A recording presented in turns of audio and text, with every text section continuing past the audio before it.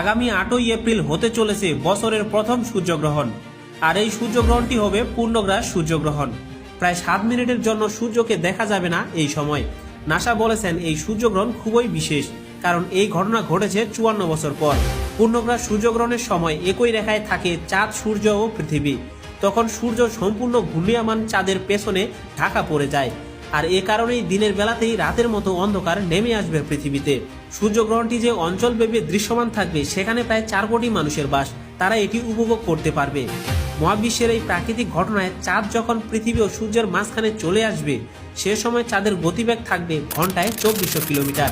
এই সূর্যগ্রহণ হবে রাত 9টা 12 মিনিট থেকে রাত 1টা 25 মিনিটের মধ্যকার পর্যন্ত চলবে। মোট সময়কাল 4 ঘন্টা 25 মিনিট স্থায়ী হবে, আর পূর্ণগ্রাস সূর্যগ্রহণ থাকবে প্রায় 7 মিনিট। নাসা জানিয়েছেন মহাজাগতিক এই দৃশ্য দেখা যাবে আমেরিকা, কানাডা, মেক্সিকো, পশ্চিম Europe, Pacific, Atlantic, Arctic, Ireland এবং ইংল্যান্ডের উত্তর পশ্চিম অঞ্চলে। তবে বাংলাদেশ ও ভারত সহ দক্ষিণ এশিয়ার দেশগুলো থেকে এই সূর্যগ্রহণটি দেখা যাবে না। তাই বাংলাদেশ ও ভারতের জন্য এই গ্রহণ সংক্রান্ত নিয়মকানুনের কোনো বাধা নিষেধ নেই। গর্ভবতী মায়েরাও এই দিনে কোনো বাধা নিষেধের আওতায় আসবে না।